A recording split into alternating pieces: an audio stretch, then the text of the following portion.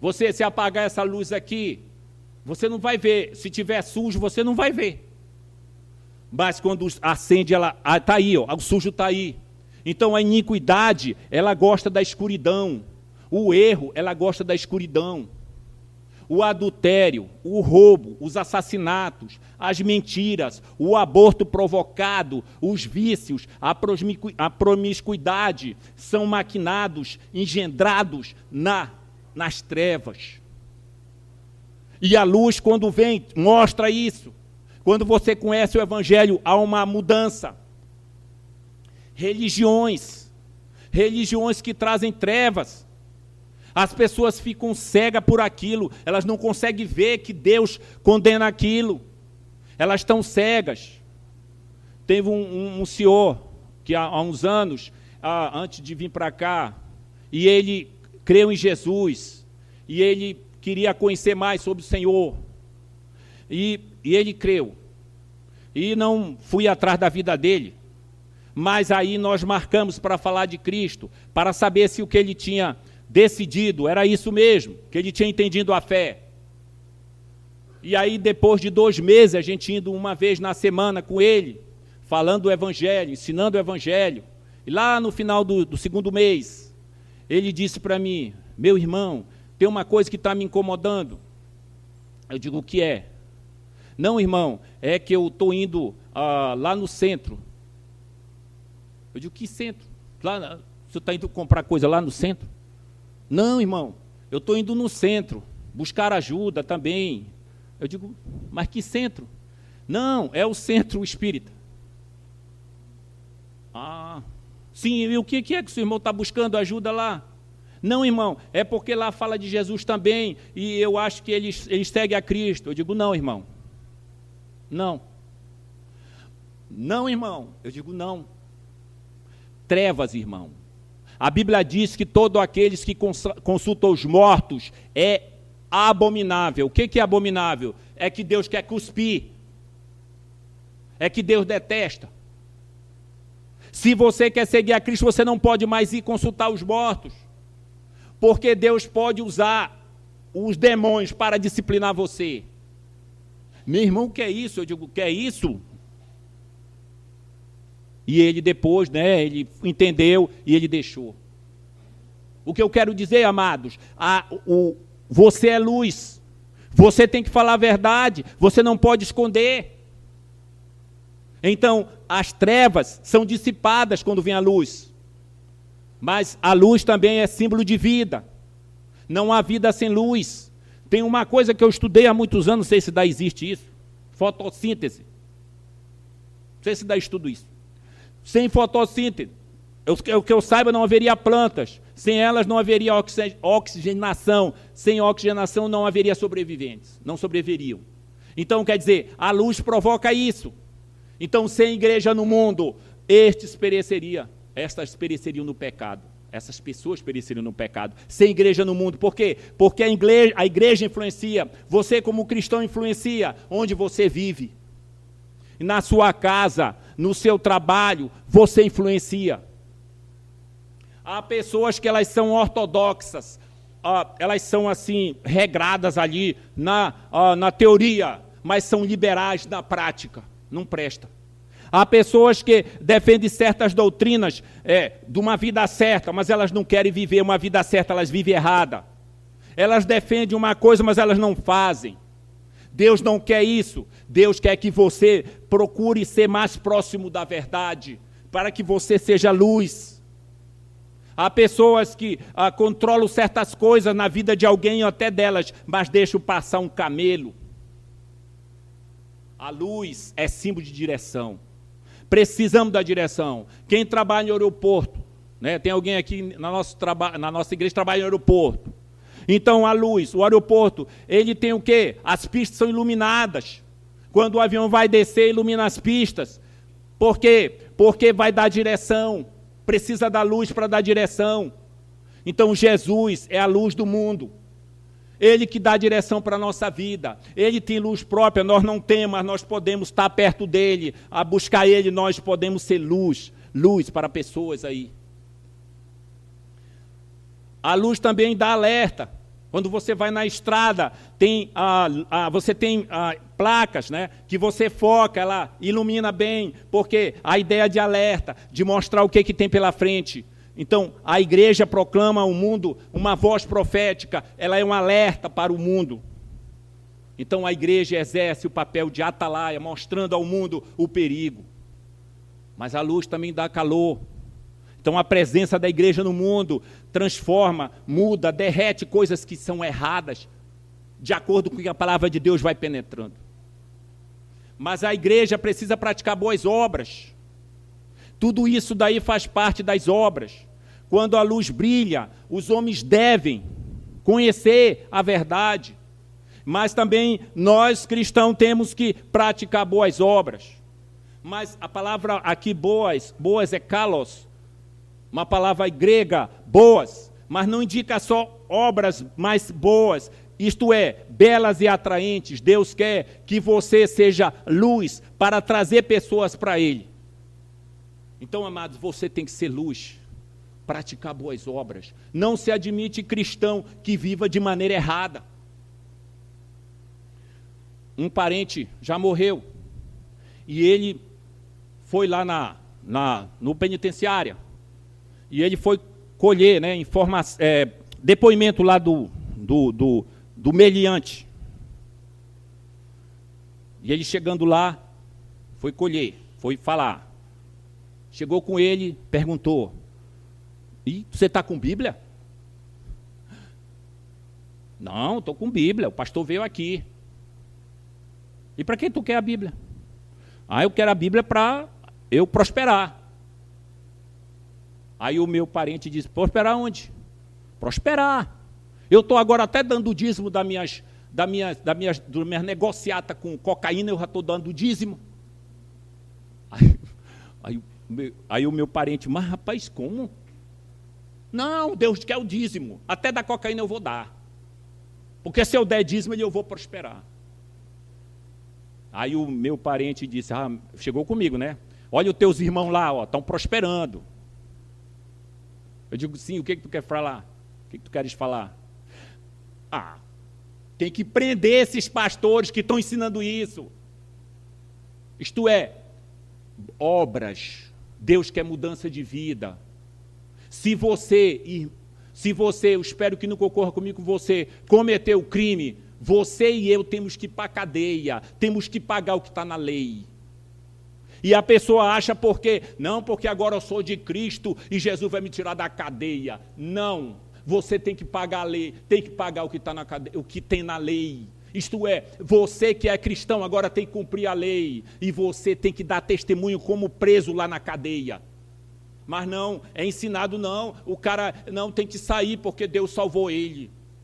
É igual mulheres, uma delas falando com ela disse, não, agora que eu sou de Jesus, eu vou deixar meu marido. Eu digo, por quê? Porque ele não é crente, ele não quer saber de Jesus, então eu vou deixar ele para me seguir só Jesus. Eu digo, olha, a senhora está errada, Deus quer boas obras. Então, amados, você tem que ser luz e eu, e sermos sal. Temos que tentar chegar a um acordo, doutrina e obras, na vida. Essa é a vida até morrer, doutrina e obras. E a terceira coisa, Cristo é a lei. Cristo é a lei. E a lei, Cristo cumpriu a lei. Cristo foi a promessa que a lei fez, Jesus cumpriu. Então Cristo é a lei. Os escribas que escreviam, mas os manuscritos não tinham xerox. E os fariseus, eles eram instruídos na lei, mas eles deturpavam a palavra. E eles vão chegar com Jesus e fazer perguntas. Mas Jesus, ele ensina que tem consistência. Aqui no verso 17, não penseis que vim revogar a lei e os profetas, não vim para revogar, mas para cumprir. Então Jesus, a lei e o evangelho, há uma consistência entre o Antigo e o Novo Testamento. Por quê? Porque tinha pessoas chamadas antinomianos. O que é isso? Contra a lei. Essa palavra, antinomianos, contra a lei. E eles achavam que não, nós não queremos saber do Velho Testamento, nós só queremos saber da graça.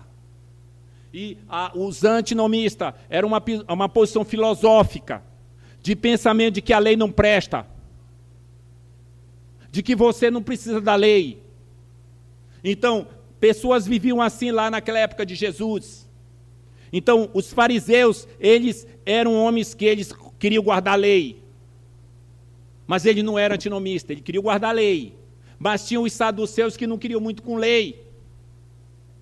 Então, amados, mas o Antigo Testamento, ele é importante para o cristão. Você não pode desprezar o Antigo Testamento. Temos dificuldades para compreender a relação entre a lei e o Evangelho. Temos, sim. Mas sabemos que uma das funções da lei de Deus é expor o pecado. A lei diz, não adulterarás. A lei diz, não roubarás. A lei diz, não matarás. Mas a lei não te dá poder para não fazer. A lei só te condena. Mas a lei é santa e boa. Mas a lei aflora o pecado. Então a lei é importante, porque ela mostra a necessidade por Cristo, porque ela nos conduz a Cristo. Então a função da lei é trazer à tona o pecado, é mostrar o problema de que nós somos pecadores, que nós somos falsos muitas vezes, que nós somos indecentes, que nós somos maus. A lei traz isso. Mas a lei conduz você para a cruz, revela a grandeza, a bondade de Deus. A lei faz isso, como diz o salmista, quanto ama a tua lei. Se amamos a Deus, devemos amar a lei. Nosso Senhor disse, amais, guardais os meus mandamentos. Isto é importante a lei, você aprender sobre a lei. A lei foi cumprida. Jesus começa com um alerta, não penseis que vim revogar a lei e os profetas, não vim revogar, mas cumprir. A palavra aqui no grego, a lei é nomos, que é antinomia, vem da palavra antinomianos. Mas a palavra que Jesus aqui, não penseis, é uma palavra mais forte. Não penseis, é assim. Um dia eu estava indo lá no centro, e aí eu queria estacionar o carro, né? E naquela época não tinha os azulzinhos ali. E eu queria estacionar. Aí eu fui para estacionar e tinha uma placa lá. Não estacione aqui. Estava bem claro o recado. Não estacione aqui. Isto é, a ideia de não penseis é a ideia de que Jesus está dizendo, não permita que esse tipo de pensamento entre na sua mente. Eu não vim aqui para destruir a lei, para revogar a lei, eu vim para cumprir. Então a palavra aqui é soltar, desprender. Eu não vim para isso. Não pense nem mesmo por um minuto que eu vim para destruir a lei. Jesus também diz aqui, uma das razões porque ele não veio, foi para cumprir. Ele veio para cumprir a lei. Ele não veio para destruir, ele veio para cumprir.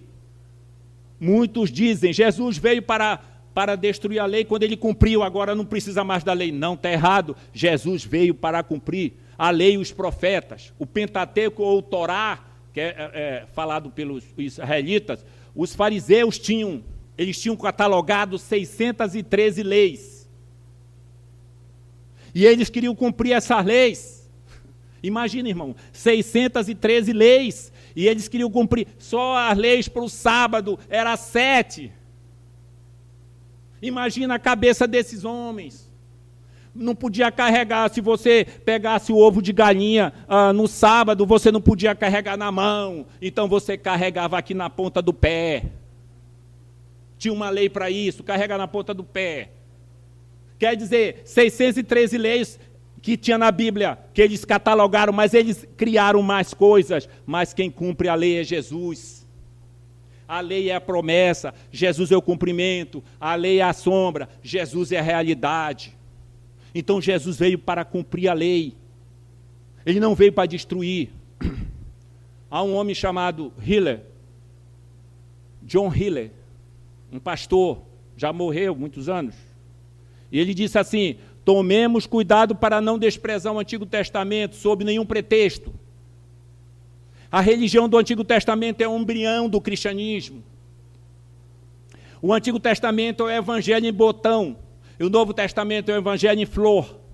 O Antigo Testamento é o Evangelho brotando. O Novo Testamento é o Evangelho já em espiga.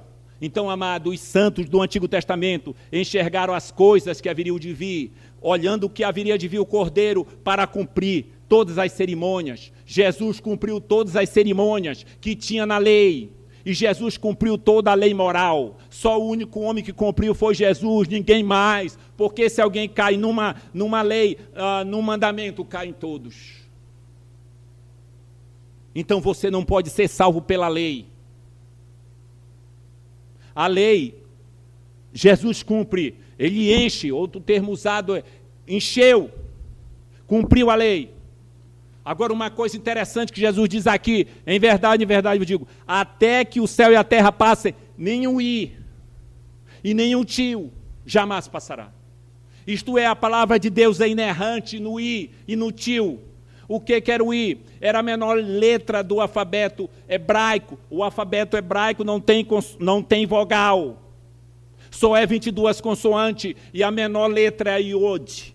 I ou y no inglês. Era a menor letra. Jesus diz, a menor letra não vai passar o i, o iod. E nem o tio. O tio é aquele símbolo que você, aquela coisa que você faz para diferenciar. Por exemplo, no hebraico você tem bet e dalet, por causa do tio. Jesus diz, não vai passar nem o i, nem o tio. Em verdade te digo, outra palavra, Jesus usa, quando ele diz em verdade, no original aramaico é amém, amém.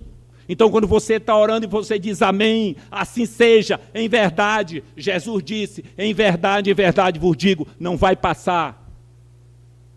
Então, toda a palavra de Deus é inerrante. Se tem algum problema que você não entende, é a sua cabeça e a minha, mas a palavra de Deus não tem erro. Então, a inspiração da palavra de Deus é verbal, não só no termo i e tio, naquilo mais pequeno, mas em toda a doutrina que tem na palavra de Deus. Ela é inerrante. Então a lei apontava para Cristo, os profetas findaram em Cristo, a cerimonial é Cristo, a lei cerimonial, a sombra é Cristo, o sábado é Cristo, todas as ofertas é Cristo, todas as roupas, as vestimentas dos sacerdotes é Cristo. Todos os castiçais, aquele perfume que só era usado pelo sacerdote, que era feito, que Deus colocava as composições químicas, é Cristo. Tudo finda em Cristo, não precisa mais de profeta, Jesus é o último profeta. Então, amados, toda a lei, aquele posto que violar um destes meus mandamentos, posto que ensinar os menores, assim ensinar aos homens, será considerado mínimo no reino dos céus. E aquele que ensinar será grande no reino dos céus. Então eu não posso deturpar a palavra de Deus. Os escribas e fariseus deturpavam a palavra de Deus. Eles se vangloriavam porque eles sabiam. A maioria do povo era analfabeto. A maioria do povo não sabia ler e escrever. Hoje você sabe ler e escrever, amados. Você tem uma internet aqui, você pode ouvir, não precisa nem ler, você só vai ouvir. Mas naquela época não tinha, só eram os escribas e fariseus que falavam, então eles se vangloriavam que eles conheciam a Deus, que eles sabiam da palavra de Deus. Jesus está mostrando que Deus quer prática antes da pregação. É isso que é o cristianismo, irmão. A prática antes da pregação. Você aqui que é casado, prática. Prática. Eu amo. Sim, cadê a prática? O teu amor, esse amor que você ama é platônico, Platão. Mas o amor cristão não, prática. O amor de Jesus foi lá na cruz. Prática. Paulo fala, você deve amar sua mulher, sua esposa, como Cristo amou a igreja, prática. O cristianismo, irmão. Então, mestre deve viver a doutrina. Jesus vivia. E se você quer ensinar outro, você tem que procurar chegar nesse acordo. A observância da lei é um ensino que precisa, mas Deus quer que você pratique. Que você pratique. Que você não seja legalista. Tem um antinomista que não aceita a lei. Tem um místico que aceita só experiências. E tem um legalista que ele aceita só o que está na lei. Só o que está escrito. Deus não quer que você seja legalista assim. Mas Deus quer que seja unido isso aí. Tenha a prática, tenha a palavra, mas tenha a prática. E é isso que Deus queria com os fariseus. Os fariseus eram legalistas. Eles achavam que tinham salvação porque eles guardavam a lei. E Jesus diz para eles não vão ter salvação. Porque eles têm que ter uma justiça maior. E Jesus diz, se a vossa justiça, falando para os seus discípulos, para aquelas pessoas, se a vossa justiça não exceder as dos escribas, vocês não entrarão no reino dos céus.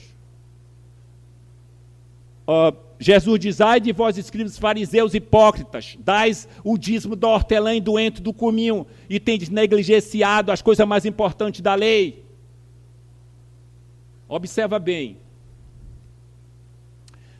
Se o fariseu encontrasse um pedaço de hortelã na rua, o que ele fazia? Ele pegava o hortelã e cortava o dízimo, dividia em 10 partes, tirava o dízimo do hortelã.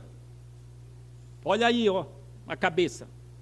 Se ele encontrasse uma moeda na rua, ele calculava, dava outra moeda como dízimo. Isto é, a vida deles era isso. Mas Jesus disse, vocês devem fazer isso sem omitir aquelas. O quê? A justiça, o amor, a bondade. Isso que Deus queria na vida dos fariseus, eles não queriam. E é isso que é a nossa tendência, irmãos. Nossa tendência é ser legalista. Nossa tendência é ser fariseu. Essa é a nossa tendência. Seja comigo ou com você.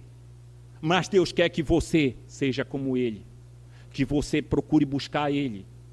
Então, os fariseus e escribas, eles aceitavam a justiça deles, a justiça externa deles. Queriam mostrar essa justiça. Mas Jesus, Ele quer muito mais. Resumidamente aqui, sobre essas duas justiças. A justiça dos escribas e fariseus não consegue satisfazer o coração. A justiça de Cristo satisfaz. A justiça dos fariseus é formal, exterior e superficial. Ela não alcança a perfeição, guardando lei, que eles não guardavam. E nem você. Mas Jesus quer essa justiça no coração. Jesus diz, vocês são aqueles que se justificam diante dos homens, porém Deus conhece os seus corações. Ai de vós, escribas e fariseus hipócritas. Então Deus quer que essa justiça entre no seu coração, entranhe na sua vida. A segunda coisa, a justiça dos escribas e fariseus não consegue satisfazer a mente. Eles não sabiam raciocinar direito quanto à lei. Jesus diz, venham a mim todos que estáis cansados e sobrecarregados, eu vos aliviarei. O jovem rico, quando ele cai em si, ele pensa, o filho pródigo, ele cai em si e diz, eu voltei com meu pai. Isto é, ele pensa, a mente dele é aclarada. Por quê? Porque a justiça faz isso. A justiça dos escribas é autoria própria. E não aquela recomendada por Deus. Então, amados, Deus quer que você se aproprie da justiça dele. Que você considere a justiça dele, que ele pagou lá na cruz. 2 homens foram orar no templo, um publicano e um fariseu, e o fariseu orava, disse para si, ó Deus, graças te dou, porque não sou como os demais homens, roubadores, ingratos, ladrões. E o publicano de pé não ousava nem levantar aos céus a sua voz, dizia, ó Deus, sê propício a mim, pecador. Por quê? Porque Jesus quer que você se submeta à sua justiça. A justiça dos fariseus glorificava o ego. Jesus quer que a justiça glorifique a Deus. Então Jesus diz, se a tua justiça não exceder, você não vai entrar. Ora, como é que eu vou entrar se a justiça pelas obras não vale? A justiça tem que ser por Cristo. Mas uma vez que você tem a justiça de Cristo, você tem que praticar boas obras. tem que expressar isso em boas obras, em vida transformada. O que Jesus deseja é que a pessoa tenha um espírito da lei e tenha a letra da lei na vida. Isso que Deus quer. Então os fariseus, eles tinham a letra, mas não tinham o espírito. Isto é, eles não absolviam a justiça de Cristo, eles queriam se fundamentar na sua justiça, então eles não iam entrar no reino dos céus, porque toda a obra que eles faziam era obra da carne, era para aparecer. E Deus diz, se vocês, discípulos, não excederem a justiça dos fariseus, vocês não vão entrar no reino dos céus. Como é que eu vou exceder a justiça dos fariseus? Aceitando a justiça de Cristo e praticando obras que mostram o que essa justiça fez. Como é que está a vida do irmão nisso? Então, para a gente terminar aqui, duas figuras aqui, o sal e a luz. Deus quer que você seja sal, que você seja luz, onde você estiver. Se você tem dificuldade de falar de Cristo ou alguma coisa, ore a Deus para Deus lhe dar graça. Mas você dê testemunho de vida que você é cristã. Então, se você é professor aqui, você não pode usar palavrões lá na sua escola. Você pode falar de maneira rígida, sem usar um palavrão. Você pode respeitar os seus alunos. Se você trabalha numa fábrica, você não pode roubar o material da fábrica. Você não pode roubar a sua hora. Você tem que procurar fazer, porque muitas vezes nós podemos estar roubando. Ah, mas todo mundo rouba, eu posso roubar. Não. Você é sal e é luz. Deus está vendo tudo isso. E Ele vai lhe abençoar, ou Ele te disciplina você. Porque esse mundo pertence a Ele. Todos trabalham para Ele, incluindo o ímpio. Então, amados, você que tem a justiça de Cristo, seja firme. Como é possível eu cumprir a lei?